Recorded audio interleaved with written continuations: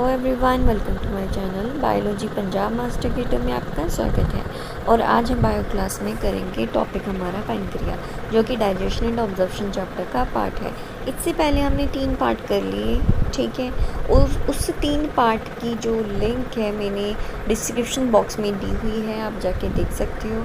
और दूसरी बात ये है, अगर आपको ये नोट्स चाहिए तो उसके लिए भी आपको टेलीग्राम ग्रुप को ज्वाइन करना ज़रूरी है, ठीक है। और उस ग्रुप को ज्वाइन करते ही आपको MCQ की PDF भी प्रोवाइड होगी, ठीक है। आपको स्टडी मटेरियल सभी फ्री ऑफ कॉस्ट होगा, कोई पैसा वगैरह नहीं लगेगा। बस इसके लिए इम्पॉर्टेंट ये है कि आप टेलीग्राम ग्रुप को ज्वाइन कर लेना। और अगर आपको कोई भी जैसे भी कोई प्रेपरेशन करनी है, आपको कोई सलाह की ज़रूरत है, चाहे जो भी है, ठीक है, तो गाइडेंस की ज़रूरत है, तो आप वहाँ पे मैसेज कर सकते हो, ठीक है। तो ज़्यादा बातें नहीं करते हैं, हम इसको कंटिन्यू करते हैं। जो पैनक्रिया है, पैनक्रिया का जो पार्ट होता है, एक होता है head, neck and body and tail, ये पार्ट होते हैं। और मोस्ट इम्पॉर्टेंट चीज़ जो होती है, जो पैनक्रिया होता है, उसको हम हेटोक्राइन ग्लैंड बोलते हैं। हेटोक्राइन ग्लैंड का मतलब होता है कि जो पैनक्रिया है वो एक्सोक्राइन ग्लैंड और एंडोक्राइन ग्लैंड दोनों की तरह ही बिहेव करता है। एक्सोक्राइन ग्लैंड का मतलब क्या होता है, वो ग्रंथि, वो ग्लैंड जिसकी सिक्रीशन डायरेक्ट किसमें होती है, डक्ट में ही प्रेजेंट होती है, मतलब जिसकी सिक्रीशन डक्ट्स में हो, ठीक है, जिसकी सिक्रीशन डक्ट में होती है, उसको हम एक्सोक्राइन ग्लैंड बोल देते हैं। और एंडोक्राइन ग्लैंड वो ग्लैंड होता है जिसकी secretion directly into the blood होती है, ठीक है। ये डक्ट में होती है और इसकी सिक्रीशन डायरेक्टली ब्लड के अंदर होती है, ठीक है। तो इसको हम डक्टलेस भी बोल देते हैं, ठीक है, एंडोक्राइन को। तो जो पैनक्रिया है बोथ एक्सोक्राइन और एंडोक्राइन की तरह बिहेव करता है।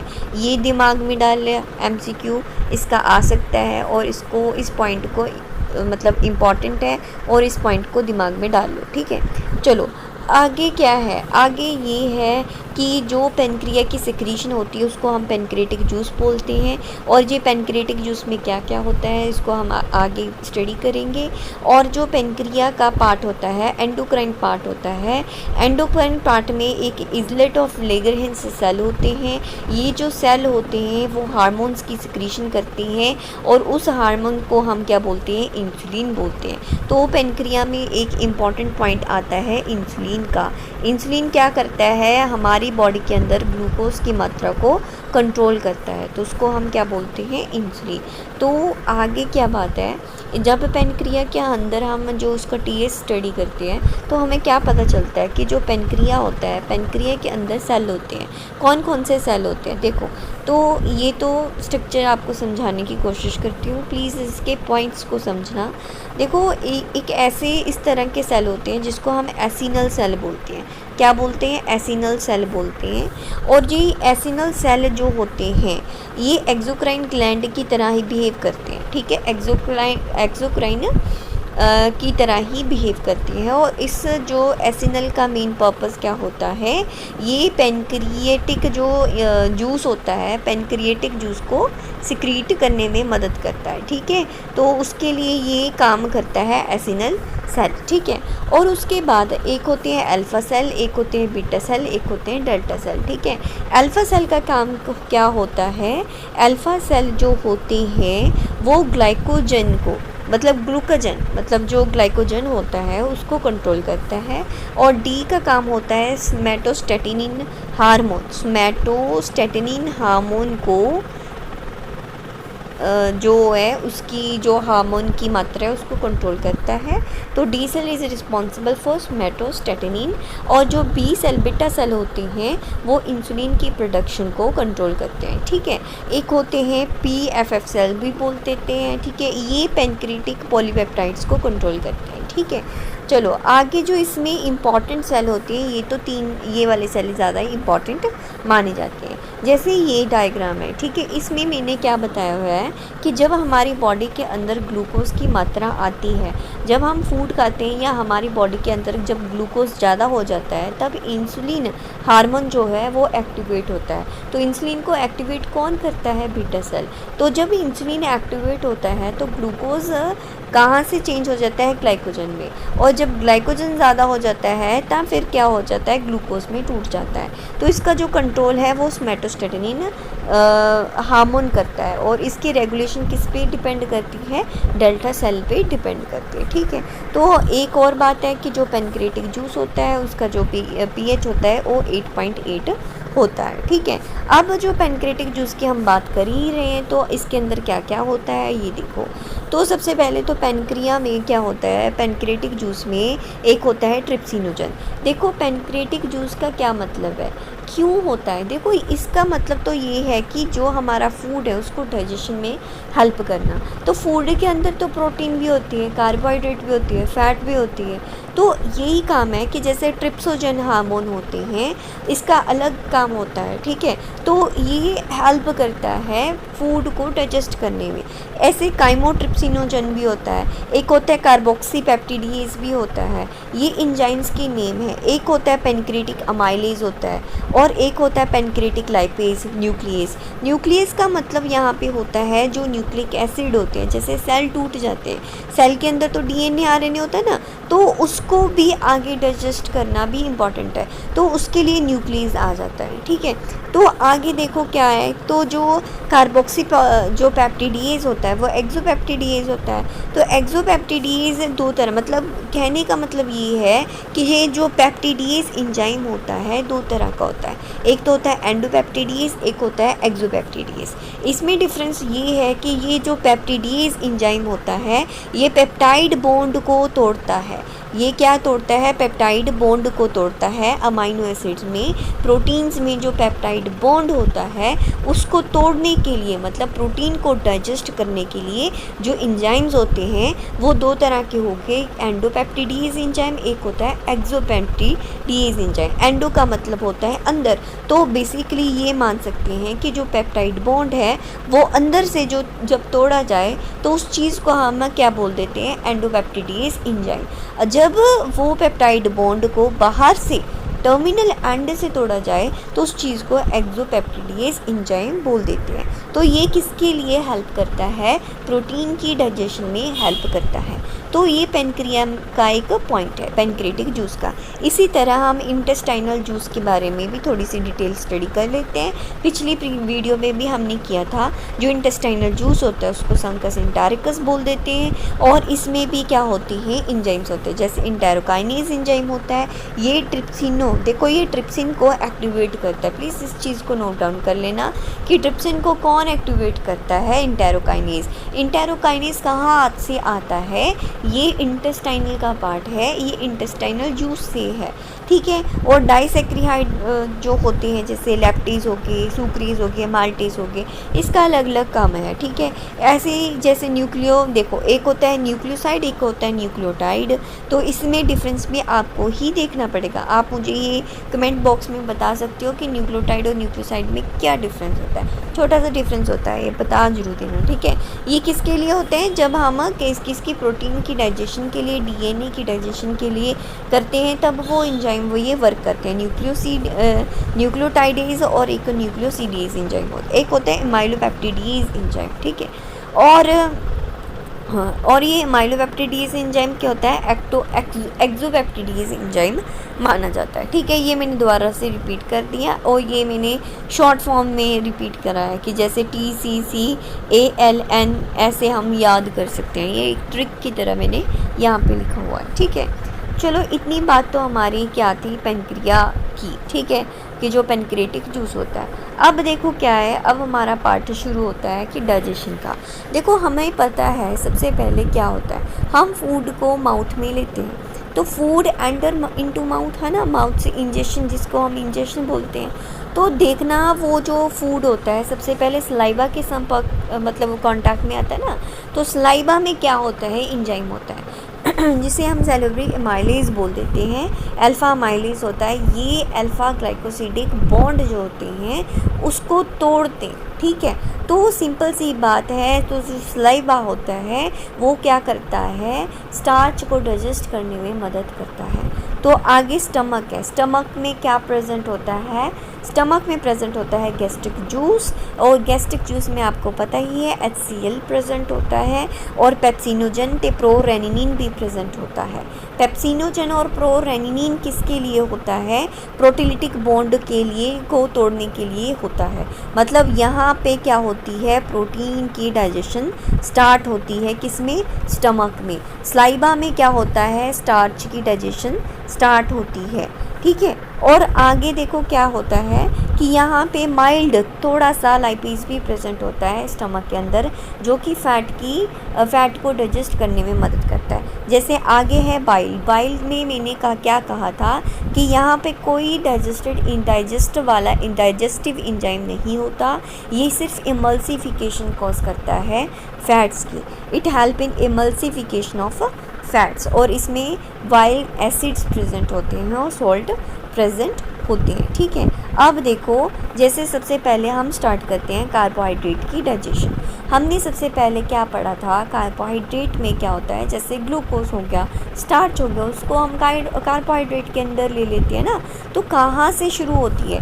कार्बोहाइड्रेट शुरू होती है माउथ से। फूड जो होता है जैसे डाइसेक्रियाइड फॉर्म में होता है, सुक्रोज हो गया, लैक्टोज हो गया, तो एक पॉलीसेक्रियाइड फॉर्म में भी होता है जैसे स्टार्च हो गया। ये तो पता है ना डाइसेक्रियाइड क्या होता है? डाइसेक्रियाइड जो 2 सब यूनिट्स का बना होता है, पॉलीसेक्रियाइड जो 1 से ज़्यादा यूनिट का बना होता है, ठीक है।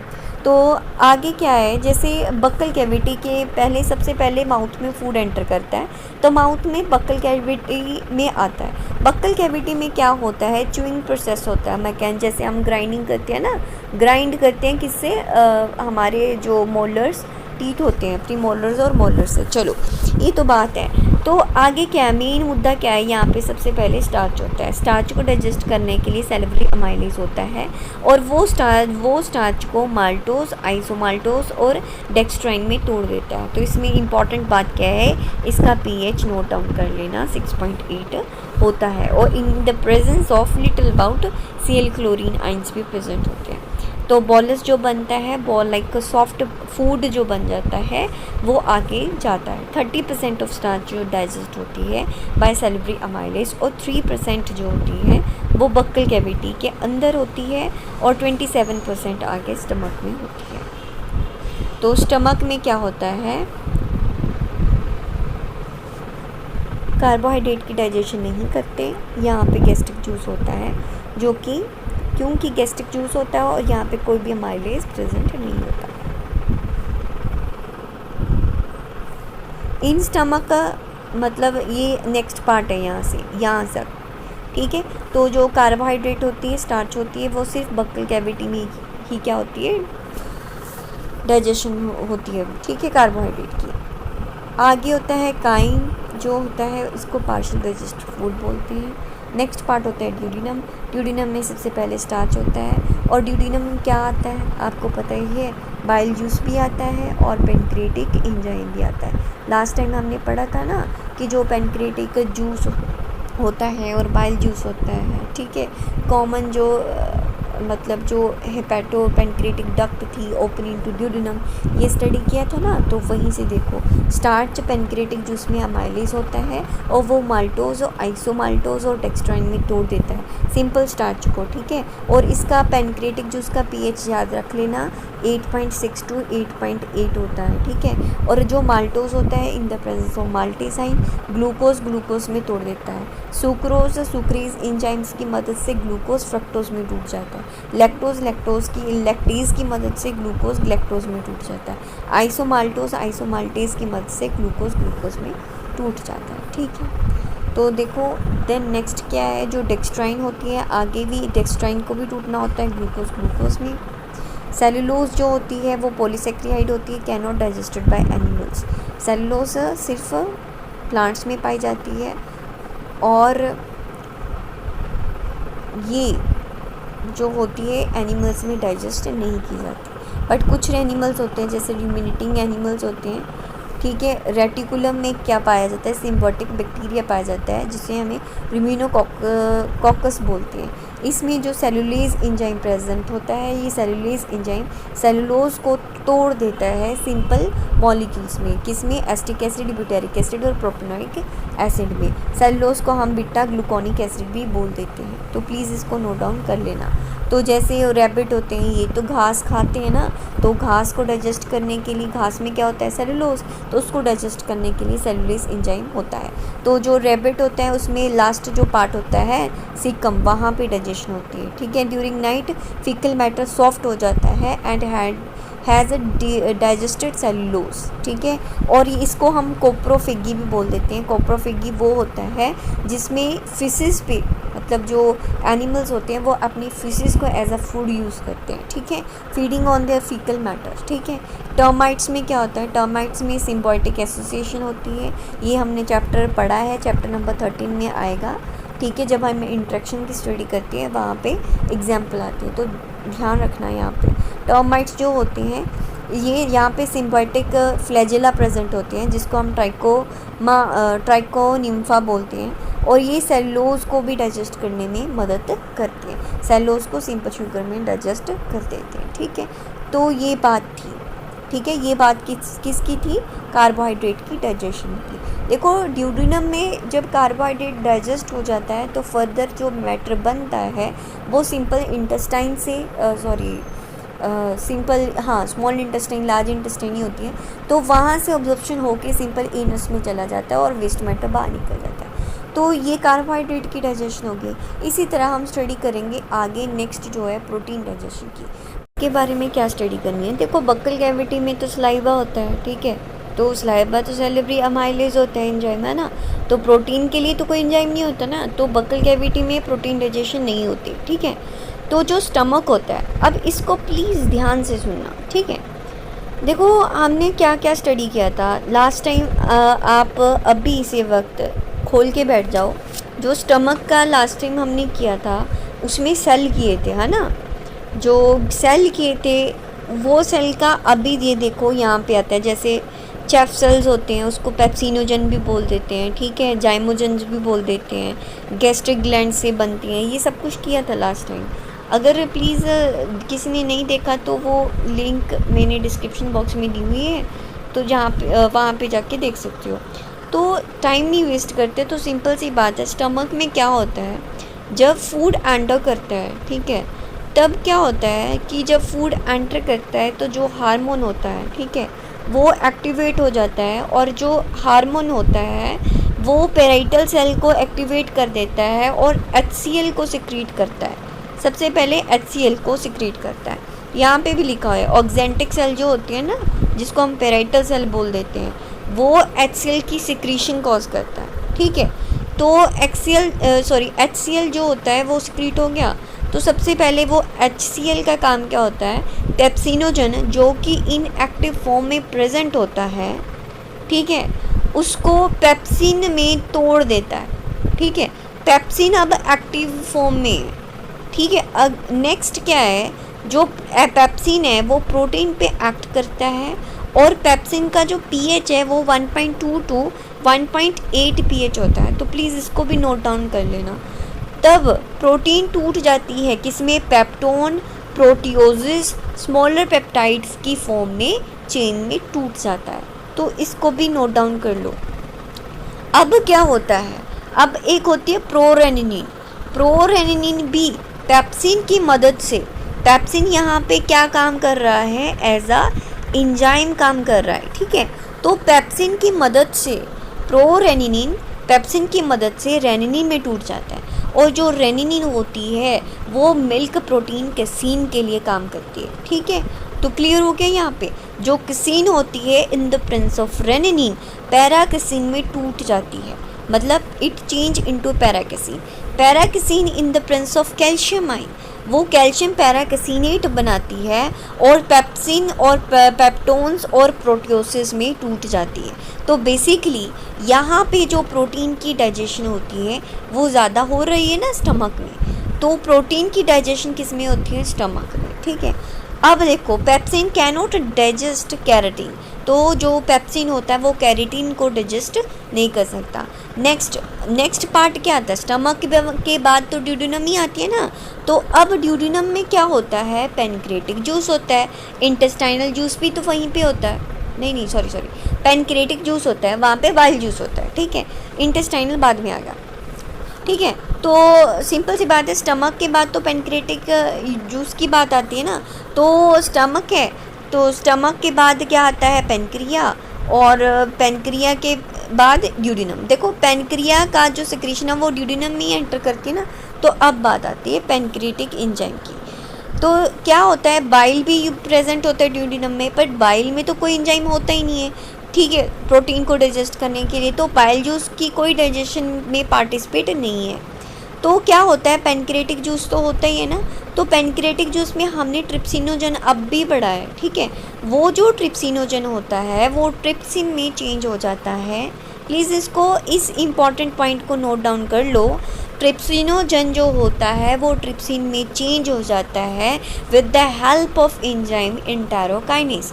देखो मैंने अभी पीछे कहा था कि इंटेस्टाइनल जूस में एक एंटेरोकाइनेज का एंजाइम होता है, तो जो ट्रिप्सिन को एक्टिवेट करता है, मतलब जो ट्रिप्सिन को रिलीज़ करने में मदद करता है। तो ये कहाँ से आता है, ये इंटेस्टाइन से आता है। तो इंटेस्टाइनल जूस होता है एक तरह का, ठीक है। तो यहाँ पे क्लियर होगी बात। चलो, तो क्या होता है, काइमोट्रिप्सिनोजन जो होता है, आगे क्या बात है काइमोट्रिप्सिनोजन की। जो काइमोट्रिप्सिनोजन होता है, ये पीछे मैंने पढ़ाया है, एक ट्रिप्सिनोजन था, एक जो काइमोट्रिप्सिनोजन होता है ट्रिप्सिन की मदद से काइमोट्रिप्सिन में चेंज होता है। वो अब जो ट्रिप्सिन और काइमोट्रिप्सिन दोनों मिल जाते हैं, वो प्रोटीन को डाइजेस्ट करते हैं प्रोटियोसिस और पेप्टोसिस में, ठीक है, पेप्टोन्स में। तो सिंपल सी बात है, दोबारा रिपीट करने की तो ज़रूरत नहीं है ना। देखो पेनक्रेटिक जूस में ट्रिप्सिनोजन होता है और वो ट्रिप्सिन में चेंज हो जाता है with the help of enterokinase enzyme, जो ऑटो कैटालिटिक एक्टिविटी को कॉज करता है, ठीक है। आगे क्या है, जो काइमोट्रिप्सिनोजन होता है वो ट्रिप्सिन की मदद से काइमोट्रिप्सिन में चेंज हो जाता है। तो ट्रिप्सिन और काइमोट्रिप्सिन दोनों मिलके प्रोटीन को प्रोटियोसिस और पेप्टोन्स में, स्मॉल पेप्टाइड में तोड़ देता है। और इसका पीएच भी प्लीज़ इसको नोट डाउन कर लेना। तो पेप्टोन्स और प्रोटियोसिस, आगे क्या होता है, कार्बोक्सीपेप्टिडेज एंजाइम होता है और अमाइनोपेप्टिडेज एंजाइम होता है। ये जो मैंने लिखा है ये इंटेस्टाइनल जूस में होता है और ये पेनक्रेटिक जूस में होता है। इसको मैंने अभी स्टडी किया है, ठीक है। तो ये अमाइनो एसिड और डाइपेप्टाइड्स में तोड़ देता है, तो ये सिंपल मॉलिक्यूल्स में टूट गया। ऐसे हमारी प्रोटीन डाइजेस्ट होती है। तो डाइपेप्टाइड्स होती हैं, डाइपेप्टिडेज एंजाइम होता है, अमाइनो एसिड में चेंज हो जाता है। तो आपको पता ही है अमाइनो एसिड की जो चेन होती है, ये तो पता ही है ना, क्या मिलके बनाती है, प्रोटीन्स बनाती है, ठीक है, पेप्टाइड्स बनती है, प्रोटीन्स बनते हैं। तो एंड पे हमें सिंपल मॉलिक्यूल अमाइनो एसिड मिल जाते हैं। तो trypsin has a limit action of collagen and no action of casein, और कैरेटिन में कोई भी एक्शन नहीं हो पाता। तो ये थी हमारी प्रोटीन की डाइजेशन। फ़ैट की डाइजेशन में हमें पता ही है कि जो फ़ैट होती है, फूड होती है, वो ट्राइग्लिसराइड फ़ैट होती है, और ये ग्लिसरॉल और फैटी एसिड के ग्लिसरॉल और फैटी एसिड के कॉम्बिनेशन से बनती है। इसे हम ट्राइग्लिसराइड एसिड भी बोल देते हैं, ठीक है।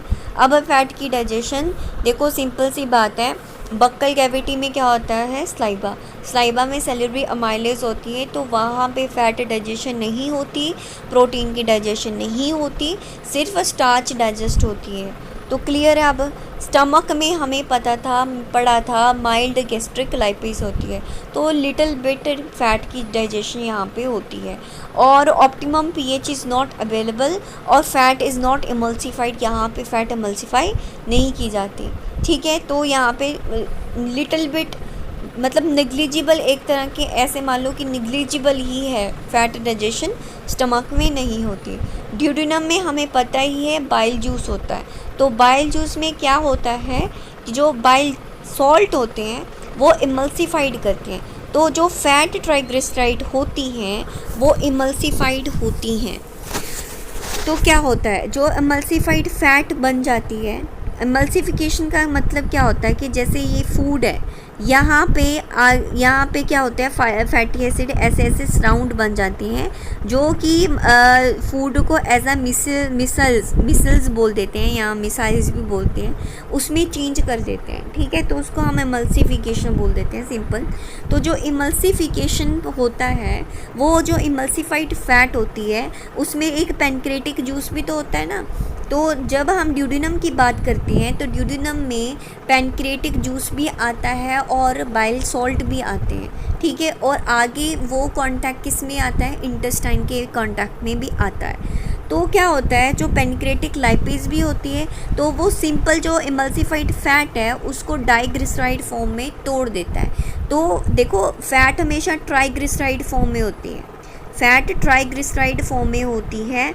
तो सबसे पहले ट्राइग्लिसराइड से डाइग्लिसराइड बनती है। इमल्सिफाइड, ऐसे मान लो इमल्सिफाइड के जो इमल्सिफिकेशन से जो फैट होती है वो क्या होती है, वो मतलब सिंपल लूज़ हो जाती है, जिससे क्या होती है, फैट को तोड़ना इजी हो जाता है।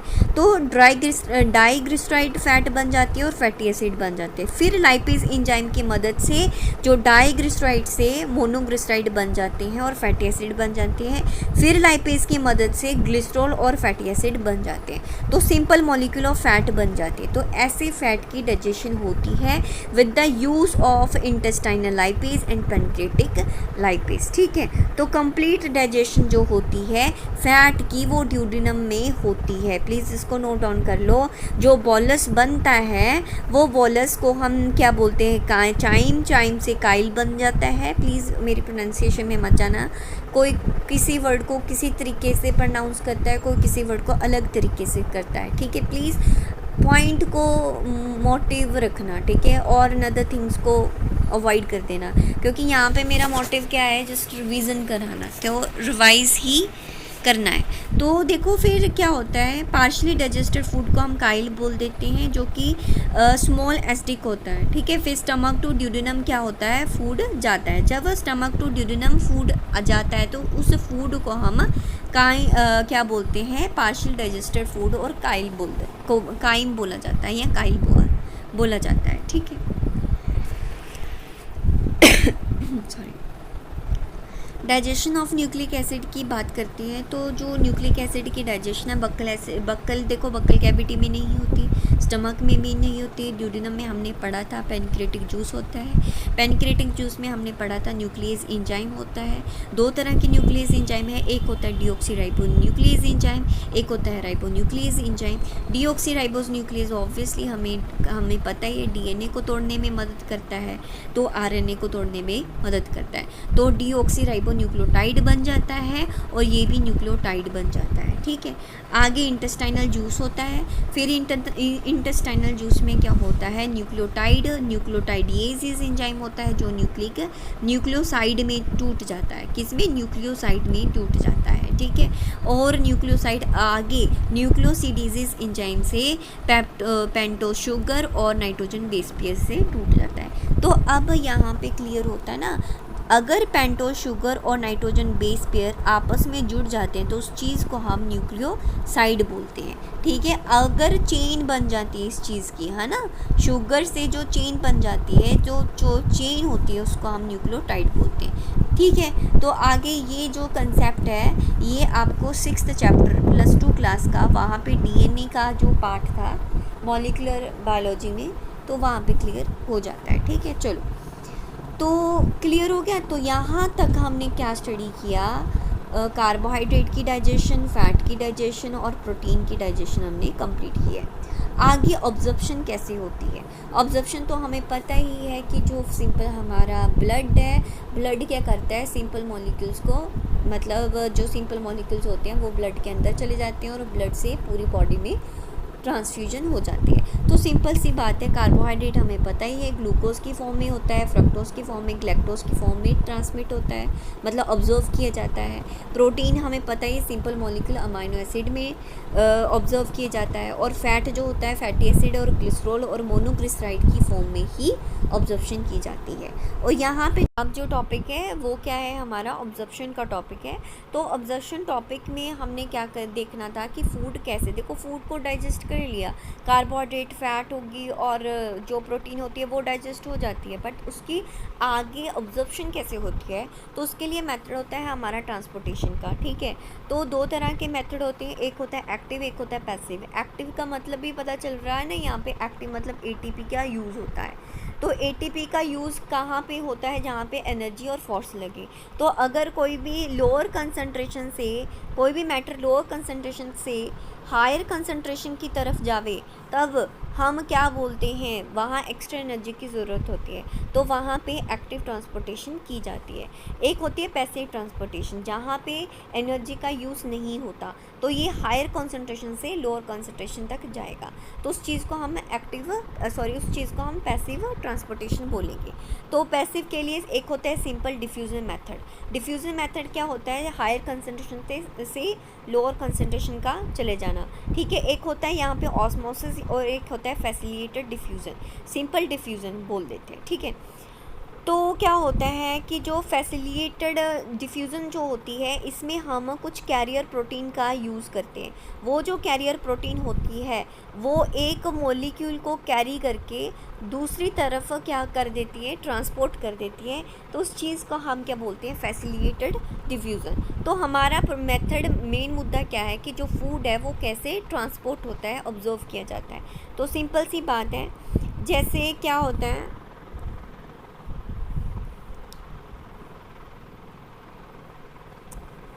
तो ऑब्जर्प्शन के दौरान देखो, सिंपल ल्यूमन है, जैसे ल्यूमन में ग्लूकोज की मात्रा जहाँ ज़्यादा होगी, ठीक है, तो बॉडी में जब ग्लूकोज की मात्रा ज़्यादा हो जाती है, तो सिंपल डिफ्यूज़न मेथड से क्या होता है, सिंपल डिफ्यूज़न मेथड से higher concentration to low concentration जो है ब्लड कैपिलरी में फूड एंटर कर जाता है। ठीक है, ये इंटेस्टाइनल फ्लूइड है, ये ब्लड कैपिलरी है और ये हमारा सेल है। ठीक है, तो क्लियर हो गया। तो ग्लूकोज तो सिंपल डिफ्यूज़न के हेल्प से चला जाता है। कुछ ग्लूकोज की जो मात्रा होती है उसके लिए फैसिलिटेटेड डिफ्यूज़न भी की जाती है।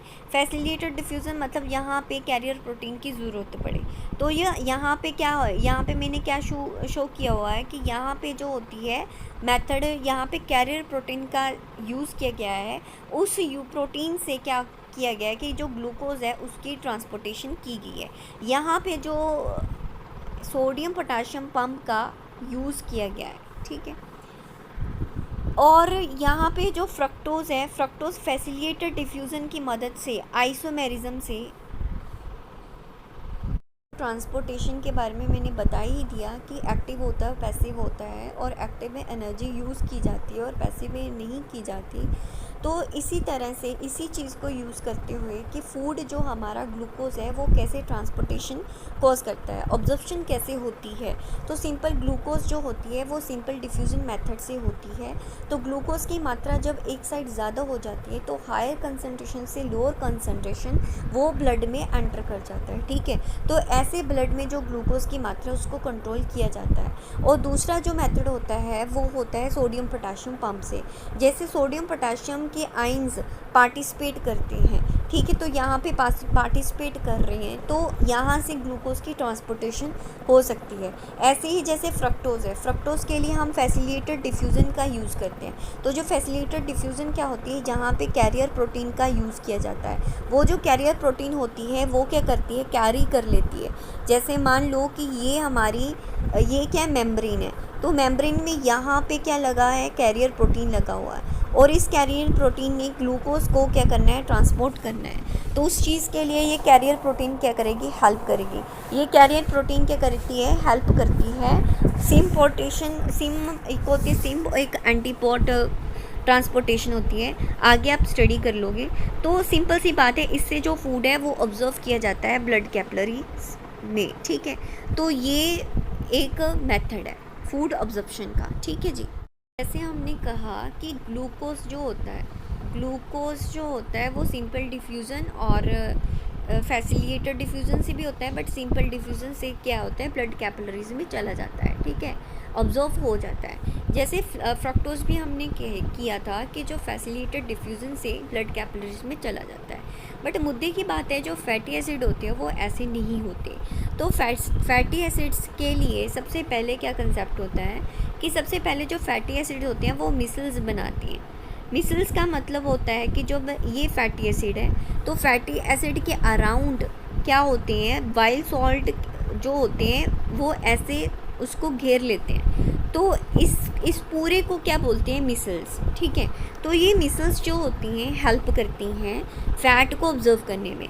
तो जो मिसल्स होती हैं जब ये सेल के जैसे मैंने यहाँ पे बनाया हुआ है, सेल के जब कांटेक्ट में आती हैं तो पिनोसाइटोसिस की मदद से, पिनोसाइटोसिस प्रोसेस की मदद से ये जो मिसल्स हैं फ़ैट को सेल के अंदर ट्रांसपोर्ट कर देती हैं। ठीक है, जब फैट सेल के अंदर आ जाती है तब जो वाइल्ड सॉल्ट होते हैं यहाँ पे जो मैंने बनाए थे, ये जो वाइल्ड सॉल्ट होते हैं ये रिमूव हो जाते हैं, सिर्फ फैट मॉलिक्यूल को ही अंदर ट्रांसपोर्ट करते हैं। Protein layer sounded by the fat molecule मतलब जो fat molecule deposit by the Golgi bodies. फिर आगे क्या होता है, आगे जब फैटी एसिड सेल के अंदर आ जाते हैं तो जो सेल में गोल्जी बॉडीज़ होती हैं वो गोल्जी बॉडीज़ प्रोटीन लेयर को सिक्रीट करते हैं, और जो ये प्रोटीन लेयर फैटी एसिड के साथ मिल के क्या बना देती हैं, काइलो माइक्रोन्स बना देती हैं। क्या बनाती हैं, काइलो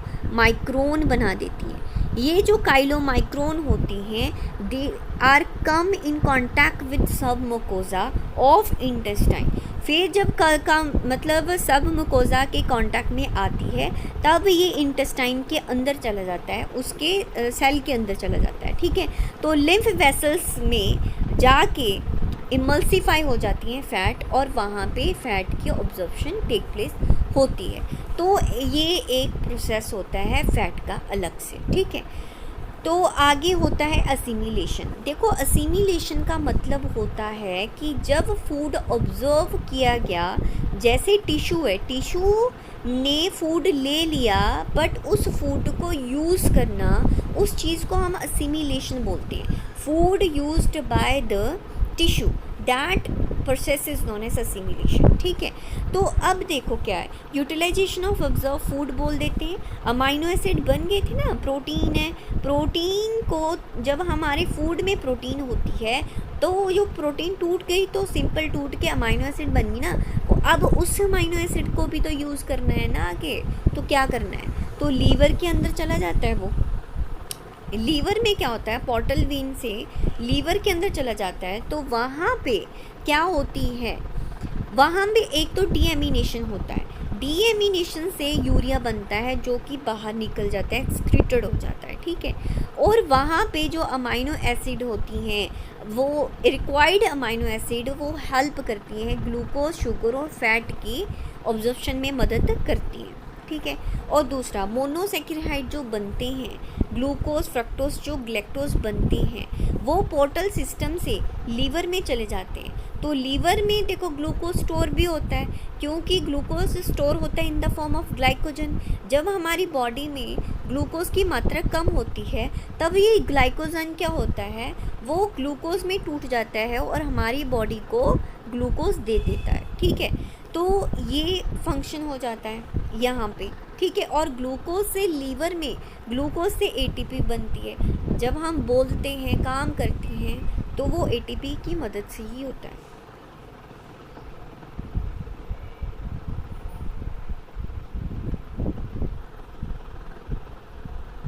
लीवर की जो प्लाज्मा मेम्ब्रेन होती है वो वहाँ पे स्टोर कर लेता है। ठीक है, तो ये फैट का काम है। ठीक है, इजेशन का क्या होता है, इजेशन का मतलब होता है कि it is elimination of undigested food material, उसको हम क्या बोलते हैं, इजेशन। जैसे Kyle after absorption converted into faeces. ठीक है, काइल क्या होता है, जो पार्शियल डाइजेस्टेड फूड होता है उसको हम काइल बोल देते हैं। ठीक है, तो उसको ऑब्जर्व करके वो फीसेस में कन्वर्ट हो जाता है। अनडाइजेस्टेड फूड कॉलन से वाटर ऑब्जर्प्शन हो जाती है, रेक्टम में चला जाता है, फिर देन वो एज अ फीसिस के दौरान बाहर निकल जाता है। तो फीसिस क्या होती हैं, अनडाइजेस्टेड जो फूड होता है और वाटर होता है, और उसमें येलो कलर का भी प्रेजेंट होते हैं, बाइल पिगमेंट होते हैं। ठीक है, तो उसको हम क्या बोल देते हैं, फीसिस। ठीक है, तो ये कंसेप्ट था हमारा चैप्टर का। तो यहाँ पे चैप्टर के ये टॉपिक कंप्लीट हो जाते हैं, हार्मोन्स। देखो प्लीज़ इसको नोट डाउन कर लो। ये वैसे तो आई थिंक एनसीईआरटी में नहीं है, ठीक है, तो इसको नोट डाउन कर लेना। गैस्ट्रिन हार्मोन प्रेजेंट होता है कहाँ पे? स्टमक में। मुकोजा ऑफ पाइलोरिक स्टमक में होता है। It is secreted from G cell and argentaffin cell से भी सिक्रेट होता है गैस्ट्रिन हार्मोन्स। गैस्ट्रिन हार्मोन का काम क्या होता है? HCl को सिक्रीट करना, ठीक है। और इसके फंक्शन क्या है? ये इंक्रीज़ करता है HCl को फ्रॉम ऑक्जेंटिक सेल से, और ये इंक्रीज़ करता है secretion of pepsinogen and prorennin. Regulate करता है function of cardiac and pyloric sphincter को। आपको पता होना चाहिए यहाँ पे कार्डिक किसको बोला गया है और पाइलोरिक स्फिंक्टर क्या होता है, ठीक है। तो क्लियर हो गया। अब दूसरा जो हार्मोन होता है वो होता है सेक्रेटिन हार्मोन होता है। ये सेक्रेटिन का हार्मोन ड्यूडेनम एपिथेलियम में प्रेजेंट होता है, और दूसरा it is secrete from the S cells of mucosa of jejunum and ileum के जो एस सेल होते हैं वहाँ से सिक्रेशन होती है। और दूसरा जो ये सेक्रेटिन प्रोटीन होती है, ये जो गैस्ट्रिक की सिक्रेशन होती है उसको रोकती है। सेक्रेटिन जो हार्मोन होती है वो गैस्ट्रिक की सिक्रीशन को इनहिबिट करते हैं, और जो ये हार्मोन होते हैं इनहिबिट करते हैं सिक्रीशन ऑफ बाइकार्बोनेट को भी कंट्रोल करते हैं, और लीवर और पेनक्रिया की सिक्रीशन को भी कंट्रोल करते हैं, ठीक है। Secretin hormone it control the gastric secretion, carbohydrate ion secretion, liver की सिक्रीशन और पेनक्रिया को भी कंट्रोल करते हैं, ठीक है। तो secretion of bile in the liver, यहाँ पे ना MCQ था। कॉलीसाइटोकाइनिन, ये जो कॉलीसाइटोकाइनिन होता है इसको हम CCK बोलते हैं, ठीक है। तो ये क्या होता है, जो ड्यूडेनम होती है, ड्यूडेनम का जो मुकोजा लेयर होती है वहाँ पे जो ये हार्मोन होता है सिक्रीट किया जाता है, ठीक है। सबसे पहले ये रेगुलेट करता है कॉन्ट्रैक्शन ऑफ गॉल ब्लैडर को, and regulate the secretion of while को, और relax the sphincter of Oddi. देखो ये हमने लास्ट टाइम पढ़ा हुआ है, ठीक है। अगर आपने मेरी वीडियो देखी है तो आपको वहाँ पे पता चल जाएगा, ठीक है। तो ये फंक्शन है और ये इम्पॉर्टेंट है, और इसका मैंने MCQ अटैम्प्ट किया हुआ है, तो प्लीज़ इसको ध्यान में रख लेना, ठीक है। एक होता है एंट्रोगेस्ट्रॉन, ठीक है, फ्रॉम मुकोजा ऑफ ड्यूडेनम, ठीक है। और दूसरा it decrease the secretion of gastric juice, clear है, और slow down the movement of stomach. तो क्वेश्चन क्या आता है कि जो गैस्ट्रिक की सिक्रीशन है उसको कौन से हार्मोन कंट्रोल करते हैं, ठीक है। गॉल ब्लैडर की सिक्रीशन को कौन सा हार्मोन कंट्रोल करता है, तो ऐसे क्वेश्चन आते हैं। एक होते हैं duocrinin, secretion from mucosa of duodenum, ठीक है, और it stimulate Brunner's gland to increase the secretion of mucus. Brunner gland आपको पता ही है कहाँ स्टडी की है, इंटेस्टाइनल में। जब हम इंटेस्टाइन का पार्ट पढ़ रहे थे वहाँ पे ब्रूनर ग्लैंड आया था, तो वहाँ पे आपको क्लियर हो जाना चाहिए कि ये हार्मोन वर्क करता है। एक होता है enterokinase from mucosa of small intestine, it stimulate the crypts of Lieberkühn to increase the secretion of intestinal juice. यहाँ पे भी MCQ है, तो प्लीज़ ये जो टॉपिक है, जो हार्मोन्स का जो टॉपिक है वो इम्पॉर्टेंट टॉपिक है, तो इसको नोट डाउन करके रखना। अब आती है न्यूट्रिशन रिक्वायरमेंट। हमें पता ही है हमारे फूड में जब हम इंट्रो पढ़ते हैं, चैप्टर की इंट्रोडक्शन पढ़ते हैं, तो वहाँ पे फूड की डेफिनेशन होती है, और फूड में न्यूट्रिएंट पता है carbohydrate, protein, fat, water, minerals और विटामिन्स और रफेज भी पाया जाता है, ठीक है। तो बैलेंस डाइट आपको पता ही है, कार्बोहाइड्रेट, प्रोटीन और फैट, इसकी जो रेशो होती है 4:1:1 नॉर्मल रेशो होती है। एनर्जी के लिए कैलोरीफिक वैल्यू होती है amount of energy obtained by complete combustion of 1 gram of fuel in जो बॉम कैलोरीमीटर है, ठीक है, तो उसको हम क्या बोलते हैं, कैलोरीफिक वैल्यू बोल देते हैं। तो जो एक फाइलोजिकल फ्यूल वैल्यू होती है जो 1 ग्राम ऑफ सब्सटेंस की जो ऑक्सीडेशन है उससे जो एनर्जी बनती है। ये सिंपल सी डेफिनेशन है जो मैंने लिखी हुई है, एक्स्ट्रा पेज थे। तो कैलोरीफिक जो होती है वो कैसे कार्बोहाइड्रेट की 4.1 होती है किलो कैलोरी पर ग्राम, प्रोटीन की 5.64 होती है, फैट की 9.4 होती है।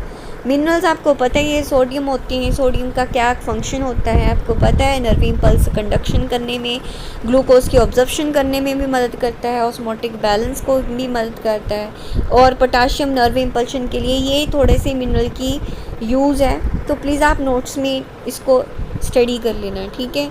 और ये आपको पता ही है, आयरन कहाँ पे पाया जाता है, हीमोग्लोबिन में आता है, रिडॉक्स रिएक्शन कॉज करता है, साइटोक्रोम में भी ये टेक प्लेस करता है, माइटोकॉन्ड्रिया में। आयोडीन का भी पता है, थायरोक्सिन थायरॉइड ग्लैंड होता है, वहाँ पे भी मदद करता है।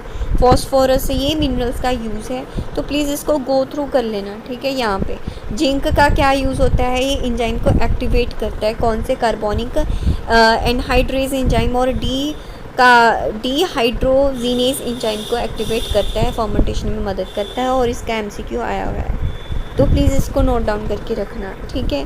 फैट सॉल्युबल विटामिन आते हैं, तो ये भी इम्पॉर्टेंट है, जो कि ये स्टोर होते हैं लीवर में। इसमें आता है vitamin A, vitamin D. Vitamin A को रेटिनॉल बोलते हैं, इसको कैल्सीफिरोल बोल देते हैं, जो विटामिन डी को कैल्सीफिरोल बोल देते हैं। सन से हम विटामिन डी लेते हैं। और ये रोडोप्सिन, हमें पता ही है रोडोप्सिन कहाँ आता है, रोड सेल में। रोड सेल पता ही है, लाइट को मतलब देखने में, जो हमारी विजन है उसमें मदद करता है, ठीक है। और अगर इसकी डेफिशिएंसी हो जाए तो नाइट ब्लाइंडनेस हो जाता है, और ज़ीरोफेथैल्मिया भी होता है, जिसको हम ड्राई आइज़ भी बोल देते हैं।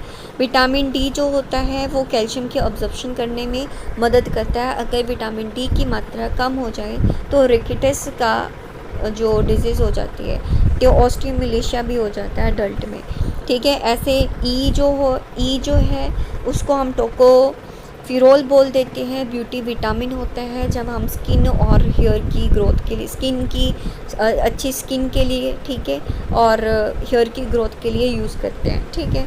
और इसमें आगे होता है विटामिन के, और विटामिन के का प्रोथ्रोम्बिन जो हमारा क्लॉटिंग है, ब्लड क्लॉटिंग में बहुत हेल्पफुल होता है ये विटामिन के का, ठीक है।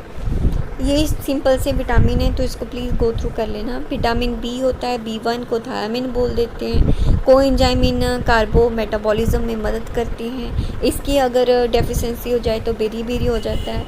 B2 को राइबोफ्लाविन बोल देते हैं। कोएंजाइम मतलब इलेक्ट्रॉन ट्रांसपोर्ट चेन में होता है। इन्फ्लामेशन अगर इसकी डेफिशिएंसी हो जाए तो ये हो जाता है। B3 होता है, नियासिन बोल देते हैं। कोएंजाइम इन ETC, इलेक्ट्रॉन चेन रिएक्शन होता है। प्लेग्रा रोग हो जाता है अगर इसकी डेफिशिएंसी हो जाए, डायरा भी हो जाता है। तो ये थोड़े से पढ़ लेना। और यहाँ पे मैं एक बात भी नोट डाउन प्लीज़ कर लो, मॉडर्न बुक है ना, जो मॉडर्न बुक है +1 की, वहाँ पे ना टेबल बना हुआ है विटामिन का, ठीक है, वो वहाँ पे मिल सकता है आपको। आई थिंक MTG बुक में भी बना हुआ है, ठीक है, तो वहाँ पे देख सकते हो, ठीक है। सभी बुक्स में अलग अलग दिया होगा, ठीक है। B5 ये है, B6 है, B7 है, तो प्लीज़ इसको नोट डाउन कर लेना, ठीक है। हर एक बुक में इसका जो टॉपिक है विटामिन्स का वो अलग अलग दिया होगा, तो प्लीज़ उसको नोट डाउन कर लेना, ठीक है। अभी तक एग्ज़ाम में तो कोई आया ही नहीं है, जो आएगा तो सिंपल सा क्वेश्चन आ सकता है, ठीक है। चलो, ये हमारा टॉपिक यहाँ पे जो है ख़त्म हो गया, chapter digestion and absorption chapter, ठीक है। और ये पूरा फुल चैप्टर था। और इसके अगर मैं वन शॉट की बात करूँ, मैंने वन शॉट इसलिए नहीं कराया क्योंकि एक तो मेरी यहाँ पे बहुत छोटे छोटे लेटर्स में मैंने नोट्स बनाए हुए, शॉर्ट नोट्स, ये PDF में ही आपको मिल जाएंगे, ठीक है। और ये इस शॉर्ट नोट्स में मैंने ये सभी कवर कर दिया, जो मैंने पीछे नोट्स बनाए थे उसको मैंने 1 या 2 पेज में लिख के कवर किया हुआ है, ठीक है। तो किसी को समझ में नहीं आते ये शॉर्ट्स नोट, ठीक है, तो प्लीज़ अगर कोई भी दिक्कत हो तो मुझे पूछ सकते हो।